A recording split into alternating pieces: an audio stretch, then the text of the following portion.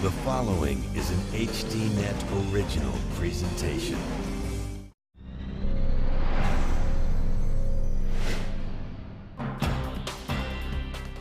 Tonight, Walmart and the women who work there. They claim sexual discrimination on a grand scale. They were denied equal pay, they were denied promotion, they were denied it despite the fact they were good or better workers than the men that they were working alongside. Also, from the front lines in Libya, holding a dictator at bay. The main and our utmost priority is the downfall of the regime. And a shift in strategy. A once crucial Afghan valley where American blood was spilled, now deemed by the military to be unimportant. We'll bring you the news tonight on Dan Rather Reports.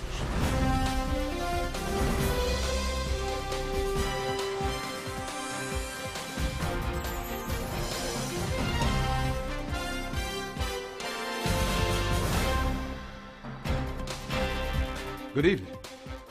Tonight, one company versus more than 1 million of its employees. The employees are all women who claim a systemic pattern of sexual discrimination. The company is the largest private employer in America, Walmart. The women have sued, and the case is about to go before the United States Supreme Court. But the issue before the court right now is not the discrimination itself. At this point in the case, the issue is whether a lawsuit like this can be brought in the first place. You see, the women have banded together in what is known as a class action lawsuit, and Walmart says that shouldn't be allowed because a class action that covers so many women working in different stores, in different states, in different jobs, is just too broad. The case is known as Walmart versus Dukes, and leading the fight against the corporate Goliath is Betty Dukes, a 61-year-old Walmart employee in Northern California who says she wanted to move up in the ranks like her male colleagues, but wasn't allowed. She says Walmart is so big and its pockets so deep that ordinary working women like her don't stand a chance if they aren't allowed to stand together.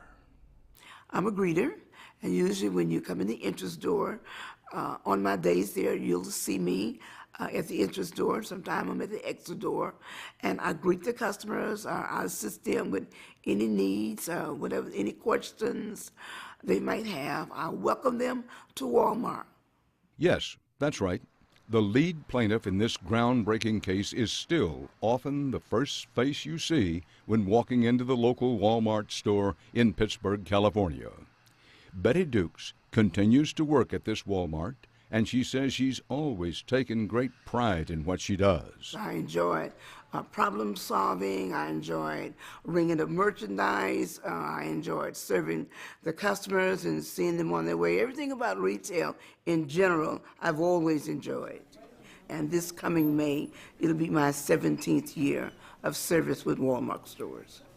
We wanted to ask Walmart's permission to film Betty at her job as a Walmart greeter, but it was Betty Dukes herself who said no, not wanting to stir up unnecessary trouble. From her earliest days with the company, Dukes thought Walmart was a particularly good fit for her. At the time she was hired, she already had 20 years of retail experience under her belt. She also knew Walmart had a reputation for promoting from within and for offering opportunities for advancement to those without college degrees. Dukes, a high school dropout with only a GED, felt she might have a promising future with the company, and she recalls the first few months on the job went well. I had an excellent 90 days review. I was very proud of it, and I received a 25-cent an hour increase, and then about 4 or 5 months later, I received another increase, which was called a merit raise. I received another 25-cent increase.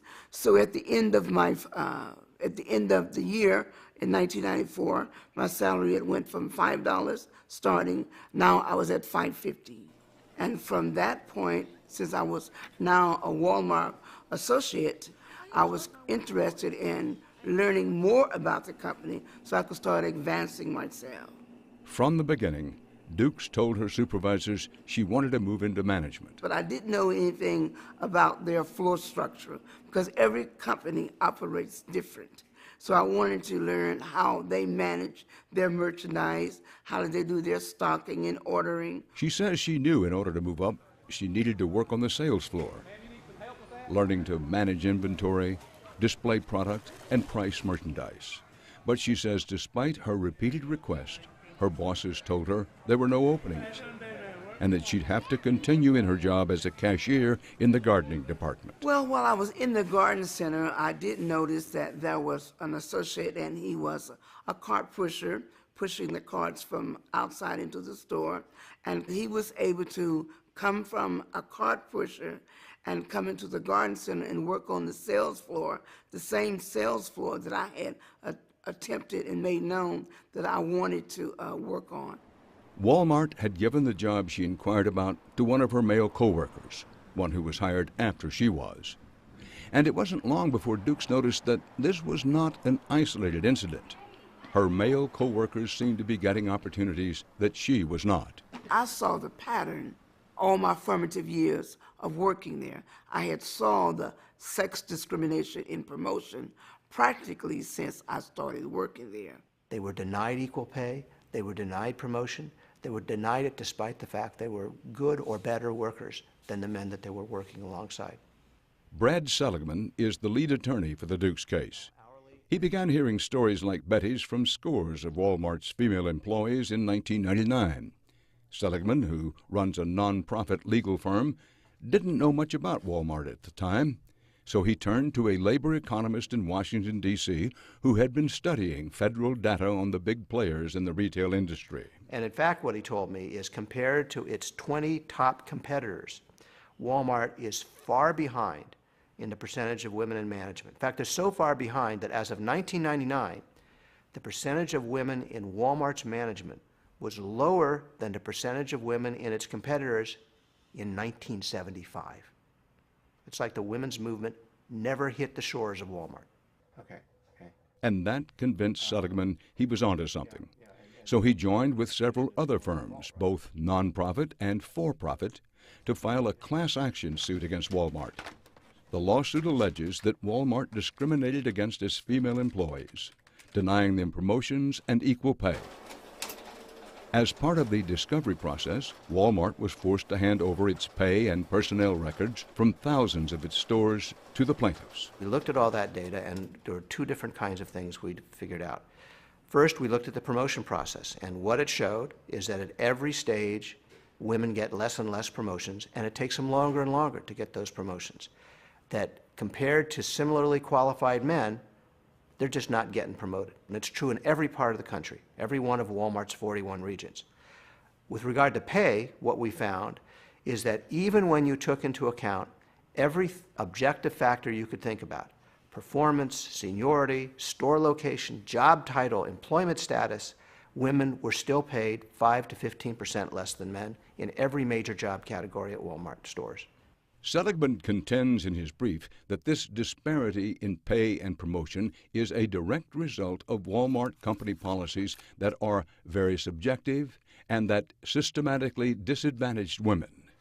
This, he argues, in combination with Walmart's strong corporate culture, one that he says favors men, leads to the discrimination that women like Betty Dukes faced. Occasionally, not often, occasionally they would put a notice up in the hallway in the area where the time clock would be located, and it would say a department manager needed for hardware, and we would sign our name on it of interest. Most often, they never got back to you. They would select, usually a male, to fill those positions, and you would know that the position was filled by the roomers in the store. Walmart has no system to get promoted. Basically, for years, they had what we call the tap on the shoulder. There's no application process. There's no job posting. Instead, mostly male district managers and higher level reach out, tap someone on the shoulder and say, "You're the next manager." Same thing with pay. There's no standards for who gets paid what. Basically, if you're in a job, a store manager or a district manager or someone higher gets to just decide, based on whatever he feels like, and it's usually a he, what to pay you. Now you might ask, why does that hurt women? Well, the reason it hurts women is at Walmart, there is a very male-dominated culture. There has been forever, to the point where at senior manager meetings, they refer to female employees as little Janie Q's. Seligman and his partners gathered statements from female employees across the country, including those from women who'd made it into management of the stores. One reported that a male manager told her women should be home barefoot and pregnant, and women weren't qualified to be managers because men had an extra rib. Another stated that a senior vice president told her that she would not advance because she did not hunt, fish, or do other typically male activities.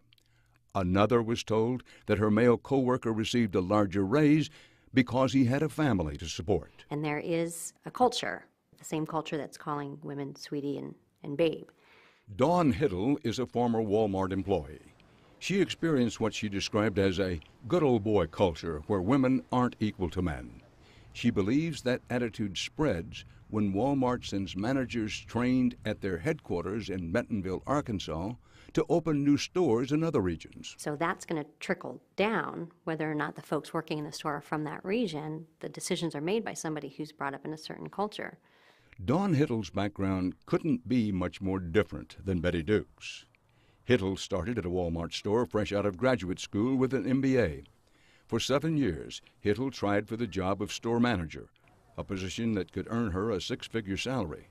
She worked 80-hour weeks and moved several times for the company. She says she applied to 10 different Walmart stores. And then I didn't get promoted after 7 years when I'd seen men who, not all of them, but some of them weren't as qualified as me, and being promoted in 2 or 3 year time frame. Hiddle finally gave up and quit. She's now part of Betty Duke's class action suit against the company. So what's Walmart's argument in all of this? We tried for weeks to get an on-camera interview or even a written statement. They said no. So we looked at their court filings over the years. Walmart contends that in more than 90% of the stores, there were no statistically significant pay disparities between men and women. Further, the company's general policies uniformly prohibit discrimination and promote diversity. Walmart does not deny that there may be isolated instances of discrimination, but at worst, bias exists, if at all, at only a few stores. And this brings us to the central issue now in Walmart versus Duke's. How far do plaintiffs in class actions need to go to prove that they should be allowed to band together? Federal rules state that before a case can go to trial as a class action, it must meet a number of requirements. One of them is that the named plaintiffs be typical of the entire class, and that members of that class need to have been subjected to common or similar treatment. Walmart says that in this case, millions of women, supervised by tens of thousands of different managers in thousands of different stores throughout the country, can't possibly meet those requirements. Of course, they have an interest in saying this. If the trial does go forward as a class action, Walmart could end up owing millions of women billions of dollars in back pay and possibly punitive damages. Almost 7 years ago, a federal court ruled the Duke's plaintiffs did qualify and had presented sufficient evidence to proceed to trial. Walmart appealed twice and lost. Now, the Supreme Court has taken up the issue and will make the ultimate decision, a decision that could affect the future of all class action lawsuits. Walmart's goal is very clear. They want to make it impossible for any large class action to be brought, for the very simple reason that a company this large, a large class action is the only thing that's going to change them. I'll give you an example. You can bring 1, 10, 100 individual suits and get $1 million verdict every time. And in fact, that happens often against Walmart. But this company has over $400 billion of revenue every year. That's less than a bug bite on the rear end of an elephant. I didn't think that Walmart would take us to the Supreme Court. The working poor, we are working poor women. How do I survive that making minimum wage against a multi-billion-dollar company? So Walmart knows that we don't have a leg to stand on individually. And the only voice that we will have is when we are able to come together collectively under a state class action or a national class action. It's not about the merits, because the merits are there. They want to eliminate us before we even get started. Stanford law professor Deborah Hensler wrote a definitive study on class action lawsuits. She says big companies complain that class actions are akin to extortion. Now, many corporations say once the court decides, yes, you can proceed in this form, then we have to settle. And therefore, what's being created is a kind of form of legal blackmail. In other words, big corporations claim that the court's approval to proceed as a class action will result in bad publicity, lower stock prices, and potentially large jury awards.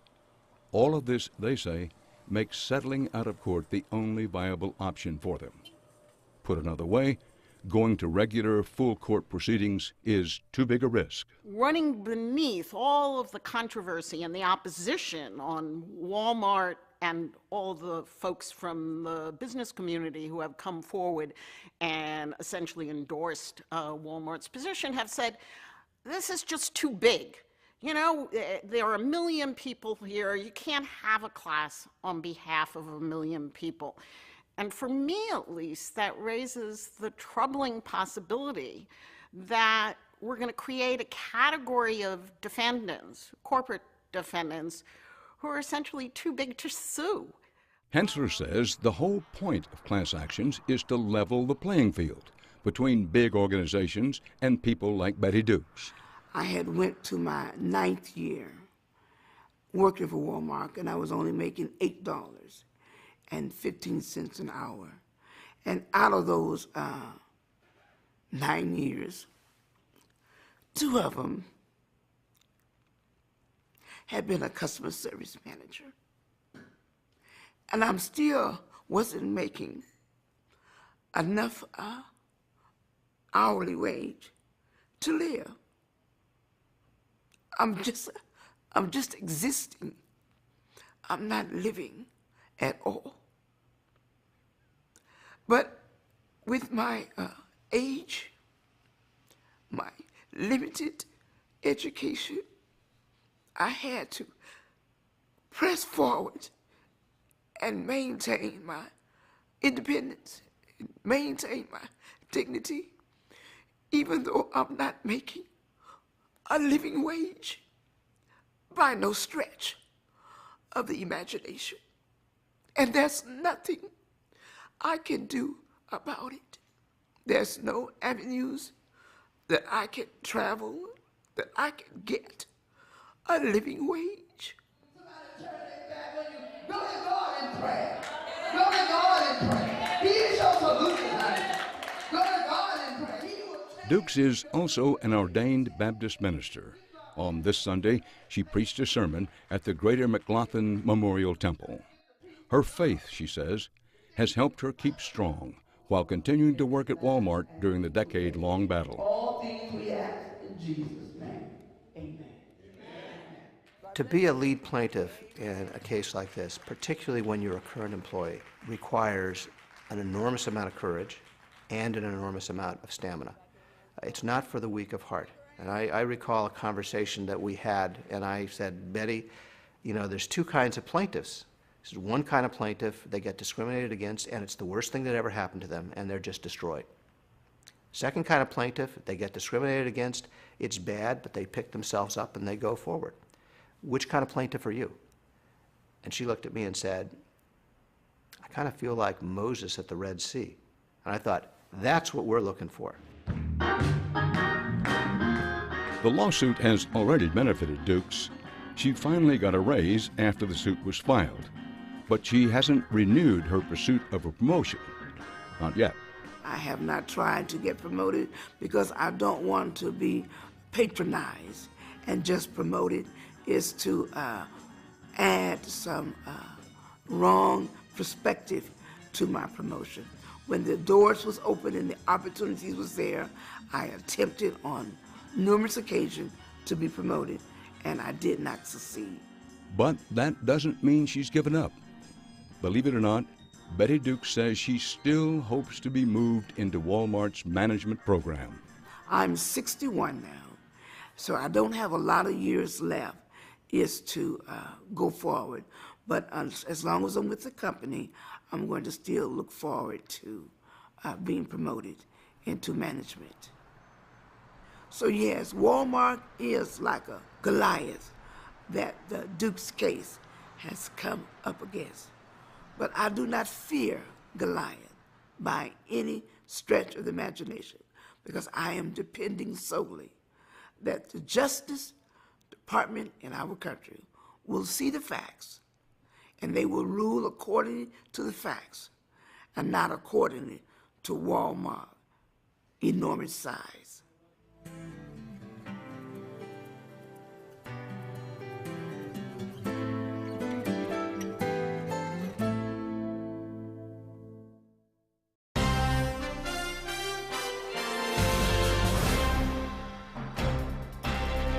Tonight we've been looking at the case of Walmart versus Dukes. The lawsuit started with allegations of gender discrimination. But the issue before the Supreme Court now is whether the women suing Walmart have met the requirements for a class action, what's known as certification by the court. This is a passionate issue that goes far beyond Betty Dukes. Make no mistake, corporate America is watching very closely. Who has the most compelling argument? We want to present both sides tonight in depth from two attorneys who have written briefs in the case, and as you will see, strongly believe in their respective positions. We sat down with Joe Watley, a civil rights lawyer who supports the women suing Walmart, and Jonathan Cohn, a partner in the prominent international law firm Sidley Austin. Well, first of all, thank you both very much for doing this. Thank you for having us. Thank you, Dan. Let's start off. Why is this case important? Why should anybody care about this case who's not directly involved in it? Dan, this is the largest employment class action in the history of the United States. You have up to 3 million different class members, and their claims are all completely different. And if this case can go forward as a class action, then pretty much any large case can go forward as a class action. And this matters because the certification of the class is the single most critical moment in many cases. If a case like this gets certified, companies are forced to settle because too much is on the line. Dan, if I could respond to that. I think it's very important for a different reason. The Roberts Court is on a very pro-business bent. And the question is, are they going to change the employment discrimination laws and how they're enforced in private litigation from a way that it's been? And the fact is that many class cases go forward. I'm shocked that somebody from Sidley Austin would say cases are settled as soon as they're certified. I tried a case against one of Jonathan's partners, a case on behalf of all cattle ranchers of America against Tyson. It was certified. It was tried. We got a $1.3 billion verdict. They still didn't settle. Ultimately, they won. They're great lawyers. They were well represented. They won. So it is not an instance where defendants have to settle after class certification, and frequently they don't. We'll give you a chance to respond to that. Thank you, Dan. I'd love to respond to that. First, I appreciate his props. We are excellent lawyers, and I'm saddened that Joe lost that case. Not as much as me. I understand that. We were delighted about it, but this case is not about the Roberts Court. It's not about discrimination cases in particular. It's about class certification, and in particular, whether a class of 3 million members from all around the country with completely different claims can band together arm in arm and litigate their disparate, different claims in one single case. That's this case. I want to pause for a moment and make sure that I understand and the viewer can understand. In order to bring a class action suit, the first thing you have to do is be certified as a class. That's correct. And how is that done? You file a motion, you present evidence, you present expert witnesses, just as the plaintiffs and the defendants did in this instance. A judge reviews it all, finds facts, says, is there a situation like here where matters are controlled from Arkansas centrally from the corporate headquarters of Walmart? Are the policies that result in the discrimination in promotions and pay against women here, are those policies centrally directed? And here they are in a very sophisticated, very successful company. And the judge finds all those facts after considering all the experts and makes a conclusion as to whether it should proceed. All right, as so a that's class. the first step. If you want to bring a class action suit, you have to get certified. Right. And you go before a judge and he decides, yes, it's okay to go into the courts as a class, or no, I'm not certifying it and you can't go in as a class. That's correct, Dan. And the district court judge in this case certified the class. It then got appealed to the Ninth Circuit, which decided on a 6-5 split decision to affirm the district court in large part. And it's that decision that's appealed to the Supreme Court. This case is an abomination. You have 3 million class members who hold 170 different jobs in 3,400 different stores, and they were subjected to decisions of tens of thousands of different store managers. And they want to band together in a single class, despite the fact that their claims are completely different. And that's what this case is about. What about the argument that goes, well, the Supreme Court is pro-business? They're looking down and saying, listen, the decision went against business and we'd like to review it. What about that argument? It's not my job to cast aspersions on the Supreme Court. I don't like to label them as pro-business or not. The fact is they review each case based upon the merits of this case. And this case should not be a class action. Now, some of these class members might have viable claims, and if they do, they should be allowed to litigate their claims, either individually or in smaller classes. You had something you wanted to say, and that cut you off. Since we're talking about abominations, this is a company, and this is part of the record, that has held meetings of store managers in strip clubs and in Hooters. That's the kind of sexual stereotype, sexist stereotypes. But that's not a crime. That's not a crime. This is not a criminal case. It's a case about gender or sex discrimination. And that is gender or sex discrimination. Maybe it should be a crime. It's not. In terms of what the Supreme Court has to do to overturn this case, which frankly is no different than other major employment discrimination cases such as we had in the steel industry when we corrected discrimination in the steel industry in this country. That's going to be the ultimate question in the court. Are we going to change the law that's existed for decades? I've got a list here of people who expressed a special interest in this case. Among them are the U.S. Chamber of Commerce, Intel, Altria, and a number of other Fortune 500 companies. They're filing briefs on behalf of Walmart. Why is it so key to these companies? I mean, we're talking about billion-dollar companies. Let me explain, Dan. I love to gamble. I love Las Vegas. I love blackjack.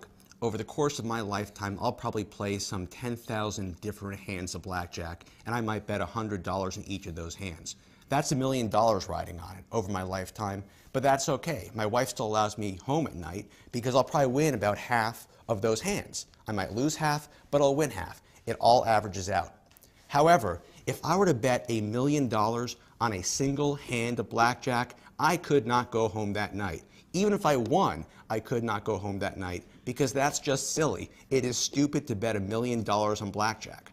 Likewise, when a class of this size gets certified, and you're not just litigating 1 million or 3 million single claims, but rather one case in which billions of dollars is riding on it, that is a bet the company type case. Maybe not for Walmart, they're big enough, but for many companies, most companies, a $1 billion case is a bet the company case. And that's why this is so important. If this class gets certified, then pretty much any large, sprawling, disparate class can get certified. And then companies are betting $1 billion on a single hand of blackjack. For those who are the plaintiffs in the case, what about this argument?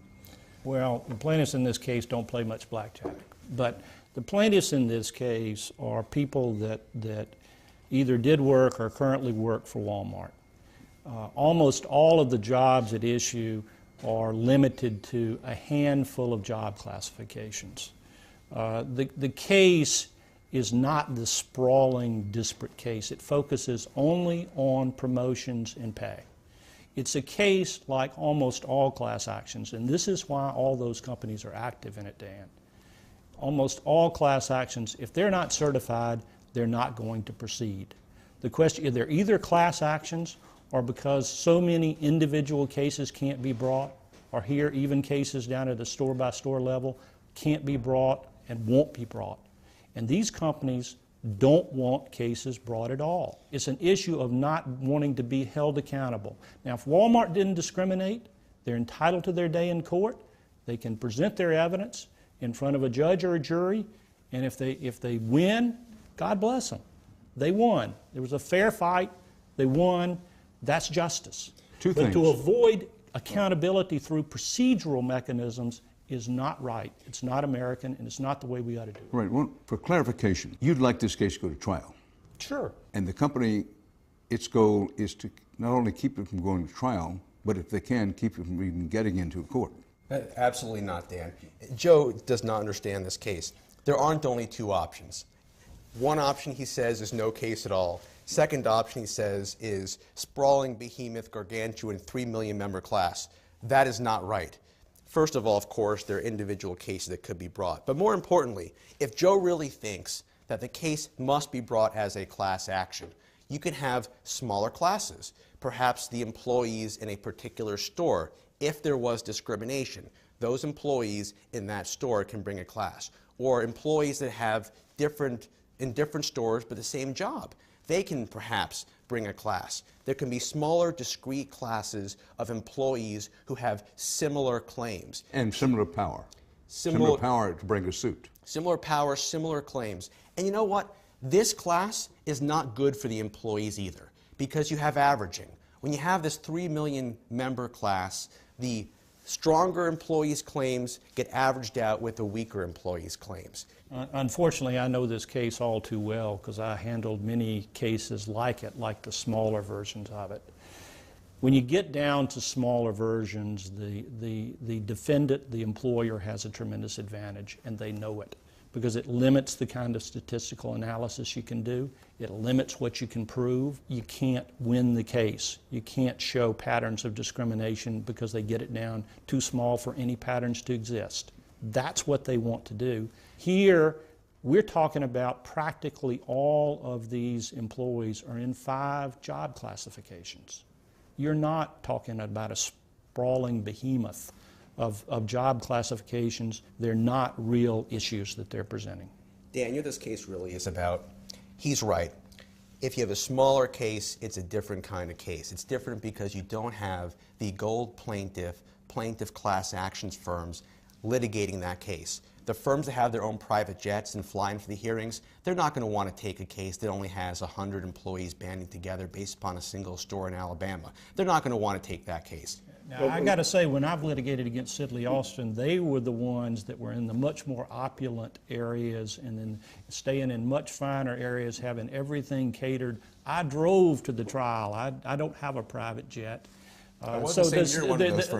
These stereotypes that we throw out and pretend to exist, let's get to the facts, because if we consider how things compare between defense firms that are getting $1,000 an hour and how those cases are litigated, we're not going to get anywhere. Well, I don't want to have this be a program about private jets, but you would acknowledge that the Walmart... Dan, I have no qualms with private jets. Someday I want my own. My point simply is that this class is too large, and the only ones who benefit are the plaintiff's class action attorneys. The employees don't benefit. The companies certainly don't benefit. But Justice if doesn't the companies benefit. win, the companies benefit quite a bit. And the employees get nothing. The only way these employees are going to get any significant recovery is if this proceeds as a class action. Well, I want to move on. But you will acknowledge, having said that the defense attorneys, perhaps not in this particular case, but they fly around in private jets. But the Walmart officers are very likely to fly to whatever court proceedings are in their own private jet, are they not? I don't know whether Walmart's flying in a corporate jet or not. You know they fly on corporate jets. But here's the thing. You spoke of a behemoth. This is a behemoth case, just huge, sprawling case.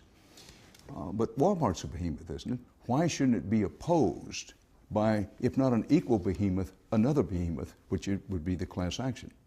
Dan, the law applies the same to big companies and small companies. And if a class this big and this different can go against Walmart, it can go against a small mom and pop store, it can go against any company. Some experts have said to us that Walmart is basically arguing we're too big to sue. Are they? That's not Walmart's argument. No one is saying that Walmart should get special privileges or special perks because of their size. Our point is this case, every case, demands justice. Look, there are 3,400 different stores. 90+% of those stores have no pay differential between men and women, right? So by and large, statistics, and the plaintiff's attorneys in this case want to look at statistics. The statistics show that 90+% of the stores have no pay differential. There might be a problem in the remaining stores.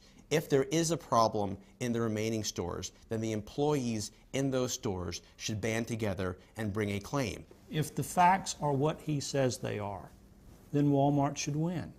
If they can come in and show at over 90% of their stores they don't have any pay discrimination, they should win.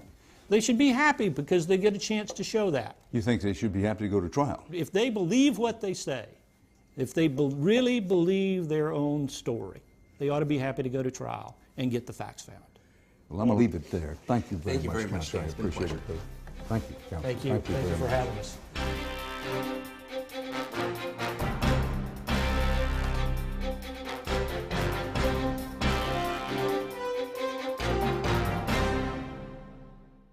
The following story contains graphic images that could be disturbing to some. Viewer discretion is advised.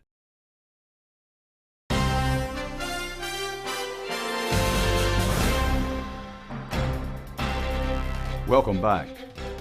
The tide of protest that is sweeping the Arab world has taken a dramatic and violent turn in Libya. We are learning that it is one thing to amass large demonstrations in a contest of will with a dictator like Mubarak, but it is quite another to try to fight a civil war against a ruthless tyrant like Gaddafi. The headlines coming out of Libya are grim. A deadly stalemate with conflicting reports from a brave press corps trying to get to the truth of a fast-changing and dangerous situation.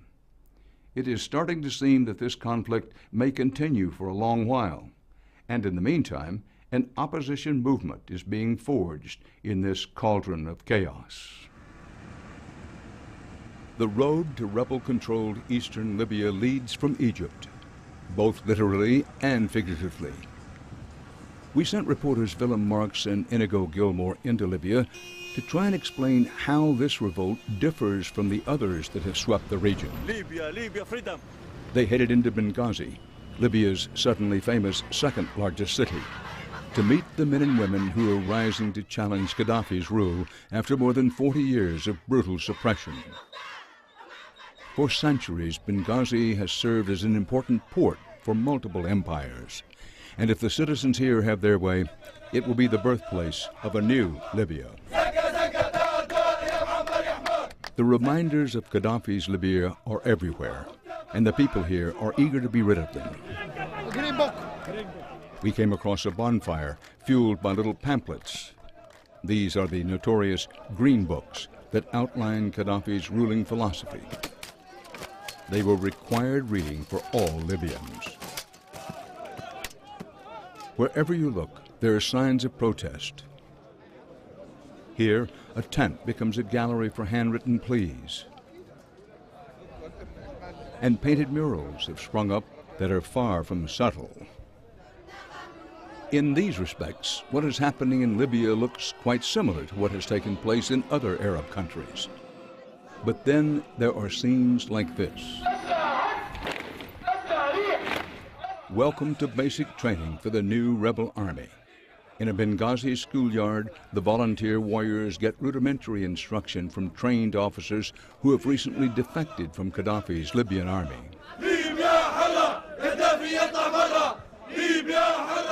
It isn't hard to find those who are eager to fight, but there's a shortage of weapons and experienced military leaders. It's not easy to build an army overnight, and frustration levels are high. One young man we first met lining up in formation was eager to vent his impatience when the drill was over.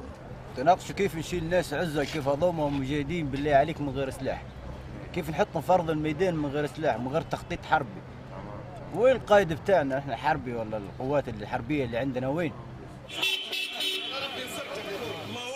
One of the staging areas for rebel troops heading to the front lines is a burnt-out building down by the port. There's a bleak irony to the fact that this is now a home base for the rebellion. Just a few weeks ago, it was the headquarters for Gaddafi's secret police. 30-year-old Nadir Mazik is from Benghazi, and he says everyone here feared this building as a place where people would be taken never to return. The family, friend, very sad. One of his friends died here, and he says now is the time for payback. A month ago, Mazik was a bodybuilding coach. Today, he wears a uniform and waits for his orders to head into battle. Inside the building, Mazik led us down to the charred basement in order to explain why he and so many others are determined to fight. This room, look. This, he said, was a torture chamber. The local population torched the place in anger when the rebellion began. Mazik recounted the horrors inflicted by the secret police in these rooms. أي طرق تعذيب اللي تخطر على بالك يديروا فيها أنا. أيوة يفك مثلا في الأظافر الأصابع تمام يستعمل مثلا في المخلاب هذا بتاع المسامير فهمت كيف؟ يقطع في اللسانات يقطع مرات في الأذان أي حاجة يديروا فيها.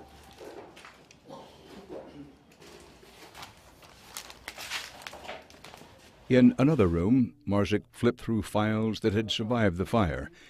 He said they were records of prisoners held here, evidence of an institutionalized terror.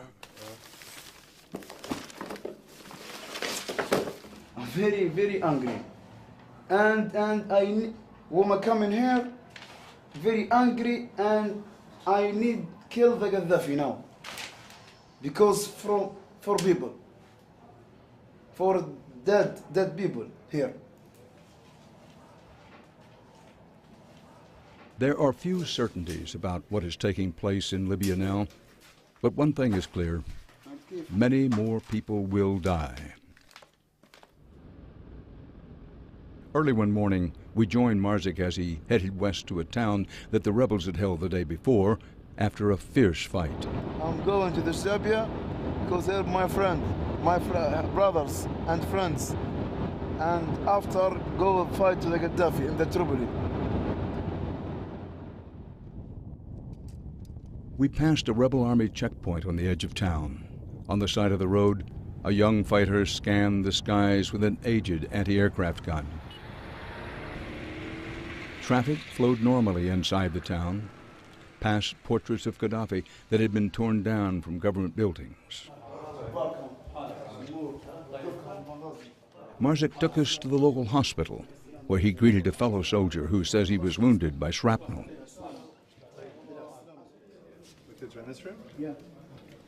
In the children's ward, two young brothers were being treated for head wounds they say were the result of ricocheting bullets shot by Gaddafi forces. This is shoot him in the kids, in the head,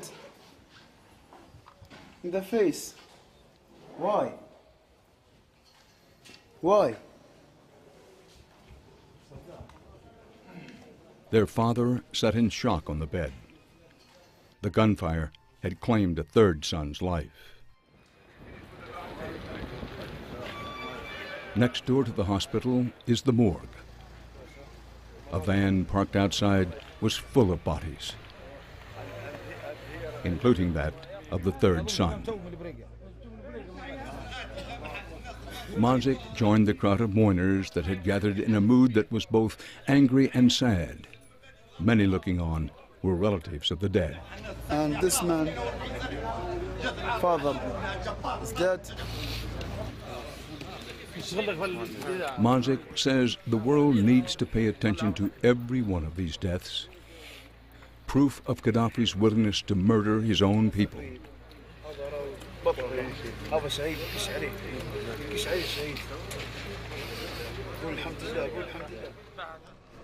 Back in Benghazi, a group of young men paint the old Libyan flag on a building downtown. It has become the emblem for the uprising. The flag is everywhere, and so are the colors: red, black, and green. For weeks now, the people of Benghazi have gathered every afternoon by the water in a show of solidarity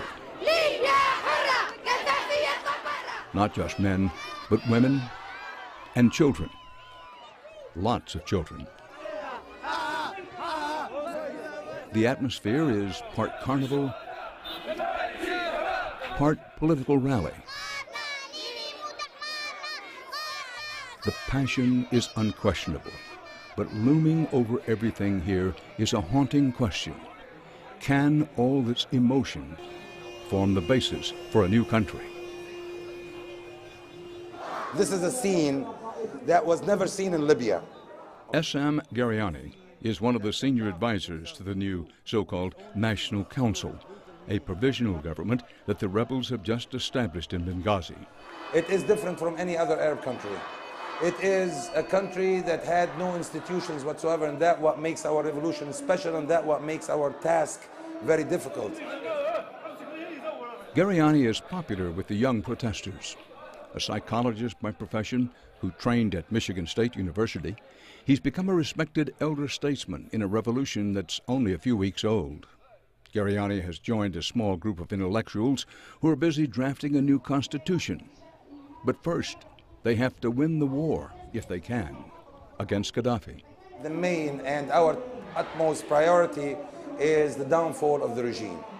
This is the most important thing for us now in order to put an end to the bloodshed that is taking place in all the towns that he still has some partial control over.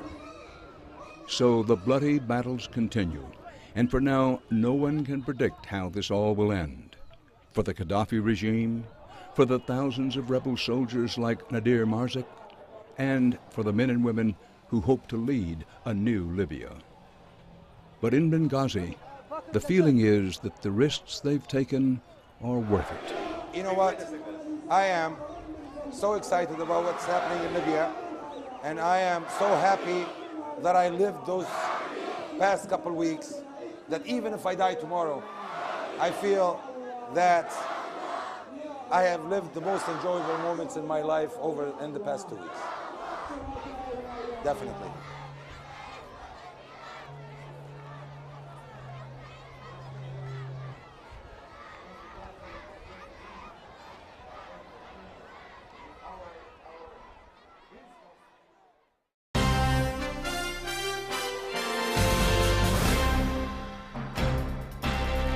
And finally tonight, an update on our reporting from Afghanistan.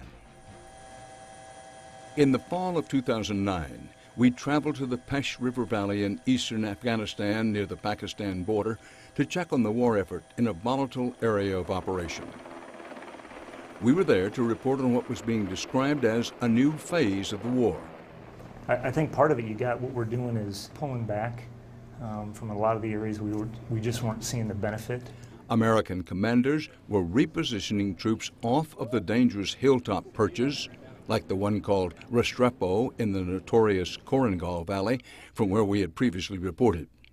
Those bases were closed, and the soldiers moved down to the population centers in the Pesh Valley, where they could focus on supporting nation-building activities. All the villages send up requests and what they'd like as far as projects and things they'd like the government of Afghanistan to do for them. Lieutenant Colonel Brian Pearl was in charge of those bases in the valley at the time, and we went with him as he met with the local villagers to talk about building confidence and economic opportunity.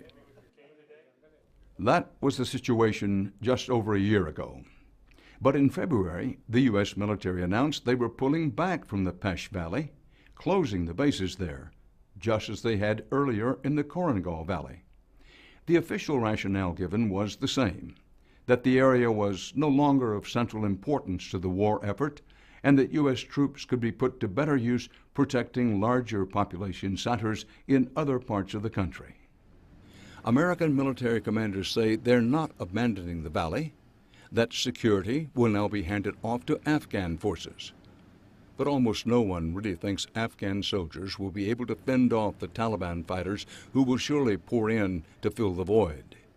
Many locals expressed fears of reprisals, and many American soldiers were left to wonder why so much blood was spent defending land that now is deemed so unimportant. When we were there last, U.S. commanders assured us that the strategy was working, a strategy that now has obviously been discarded. And one can't help but wonder how the assurances we are getting about the war today will look a year from now. In the meanwhile, whatever the mission, our men and women in uniform are serving heroically. Our thoughts and prayers for their safety are with them tonight. And that's our report for this evening. From New York, for HDNet, Dan Rather reporting. Good night.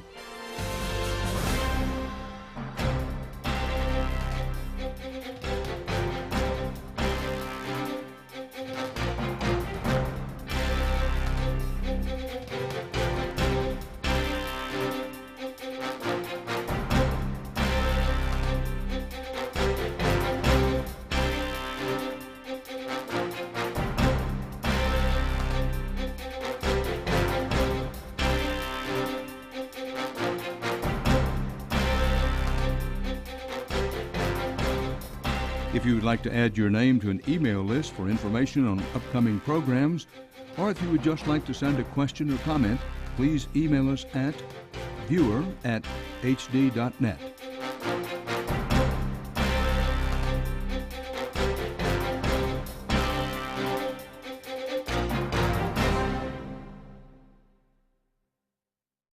"20 years of retail experience under her belt.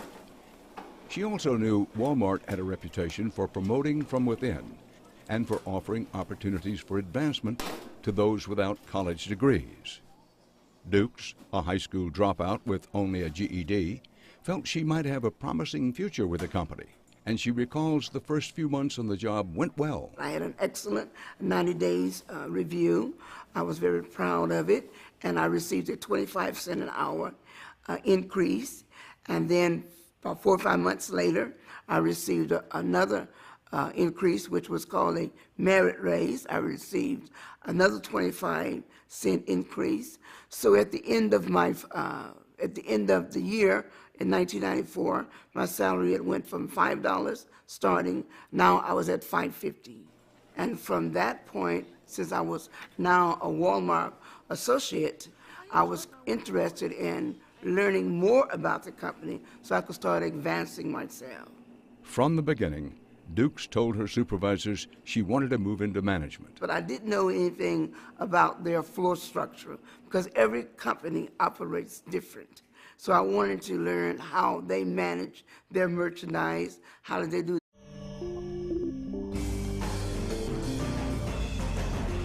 The following is an HDNet original presentation.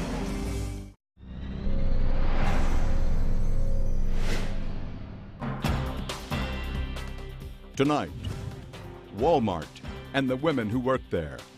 They claim sexual discrimination on a grand scale. They were denied equal pay, they were denied promotion, they were denied it despite the fact they were good or better workers than the men that they were working alongside.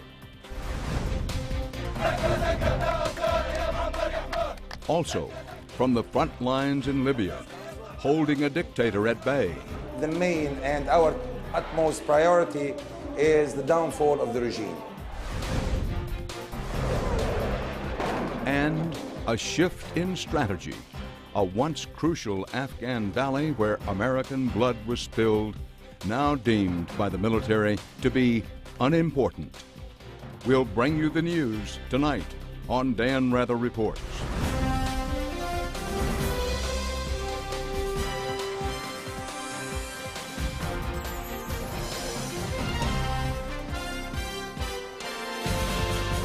If they aren't allowed to stand together. I'm a greeter, and usually when you come in the entrance door, on my days there, you'll see me at the entrance door. Sometimes I'm at the exit door, and I greet the customers. I assist them with any needs, whatever, any questions they might have. I welcome them to Walmart. Yes, that's right. The lead plaintiff in this groundbreaking case is still often the first face you see when walking into the local Walmart store in Pittsburgh, California. Betty Dukes continues to work at this Walmart and she says she's always taken great pride in what she does. I enjoyed problem solving. I enjoyed ringing up merchandise. I enjoyed serving the customers and seeing them on their way. Everything about retail in general, I've always enjoyed. And this coming May, it'll be my 17th year of service with Walmart stores. We wanted to ask Walmart's permission to film Betty at her job as a Walmart greeter, but it was Betty Dukes herself who said no, not wanting to stir up unnecessary trouble. From her earliest days with the company, Dukes thought Walmart was a particularly good fit for her. At the time she was hired, she already had... Good evening. Tonight, one company versus more than 1 million of its employees. The employees are all women who claim a systemic pattern of sexual discrimination. The company is the largest private employer in America, Walmart. The women have sued, and the case is about to go before the United States Supreme Court. But the issue before the court right now is not the discrimination itself. At this point in the case, the issue is whether a lawsuit like this can be brought in the first place. You see, the women have banded together in what is known as a class action lawsuit. And Walmart says that shouldn't be allowed because a class action that covers so many women working in different stores, in different states, in different jobs, is just too broad. The case is known as Walmart versus Dukes, and leading the fight against the corporate Goliath is Betty Dukes, a 61-year-old Walmart employee in Northern California who says she wanted to move up in the ranks like her male colleagues, but wasn't allowed. She says Walmart is so big and its pockets so deep that ordinary working women like her don't stand a chance. They're stocking and ordering. She says she knew in order to move up, she needed to work on the sales floor, learning to manage inventory, display product, and price merchandise.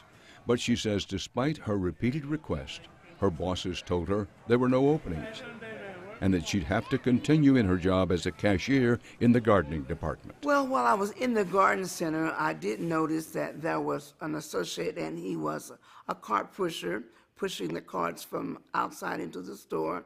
And he was able to come from a cart pusher and come into the garden center and work on the sales floor, the same sales floor that I had attempted and made known that I wanted to work on.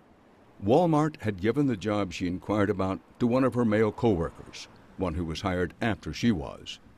And it wasn't long before Dukes noticed that this was not an isolated incident. Her male co-workers seemed to be getting opportunities that she was not. I saw the pattern all my formative years of working there. I had saw the sex discrimination in promotion practically since I started working there. They were denied equal pay. They were denied promotion. They were denied it despite the fact they were good or better workers than the men that they were working with.